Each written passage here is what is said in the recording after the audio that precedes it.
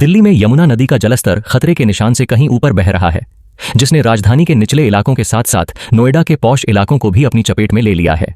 Sector 136, 147 और 135 जैसे क्षेत्रों में बने आलीशान फार्म हाउस और सोसाइटीज में घुटनों तक पानी भर गया है।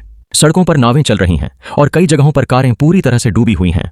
नोएडा ग्रेटर नोएडा एक्सप्रेसवे पर भी यातायात बुरी तरह प्रभावित हुआ है। पानी की धार इतनी तेज है कि लोगों के घरों के अंदर का सामान तैरता हुआ दिख रहा है।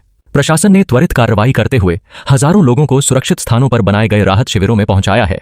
राजस्थान के अजमेर से भी भयावह तस्वीरें सामने आ रही हैं। यहां बोराज तालाब का बांध अचानक टूट जाने से हाहाकार मच गया। पानी की तेज लहरें गांव के गांव और घरों को डुबोती हुई आगे बढ़ रही हैं। एक पल में ही हजारों घर पानी में समा गए। लोग चीख पुकार करते हुए अपनी जान बचाने के लिए ऊंचे स्थानों पर भाग रहे थे। इस आपदा में लगभग 1000 घर पूरी तरह से जलमग्न हो गए हैं। स्थानीय प्रशासन और आपदा राहत टीमों ने तुरंत रेस्क्यू ऑपरेशन शुरू किया और नावों की मदद से फंसे हुए लोगों को बाहर निकाला। लेकिन इस त्रासदी ने लोगों की जमा पूंजी और जीवन भर की मेहनत को एक ही झटके में खत्म कर दिया है। पंजाब में बाढ़ ने सबसे ज्यादा तबाही मचाई है, जहां अब तक 43 लोगों की मौत हो चुकी है। राज्य के 23 जिलों के 100-900 से भी अधिक गांव पानी में डूब गए हैं। सतलज और ब्यास नदियों का जलस्तर बढ़ने से कई बांधों को खोलना पड़ा, जिससे स्थिति और भी गंभीर हो गई।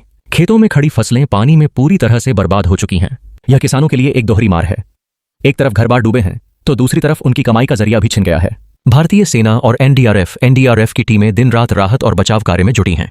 हेलीकॉप्टरों की मदद से बाढ़ में फंसे लोगों तक भोजन और दवाइयां पहुंचाई जा रही हैं और उन्हें सुरक्षित स्थानों पर एयरलिफ्ट किया जा रहा है।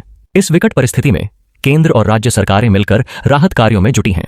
पंजाब के मुख्यमंत्री ने बाढ़ प्रभावित इलाकों का हवाई सर्वेक्षण किया है और मृतकों के परिजनों को आर्थिक मदद का ऐलान किया है। केंद्र सरकार की तरफ से भी आवश्यक सहायता प्रदान की जा रही है। जगह जगह राहत शिविर बनाए गए हैं, जहां विस्थापित लोगों के लिए भोजन, पानी और चिकित्सा सुविधाएं उपलब्ध कराई जा रही हैं।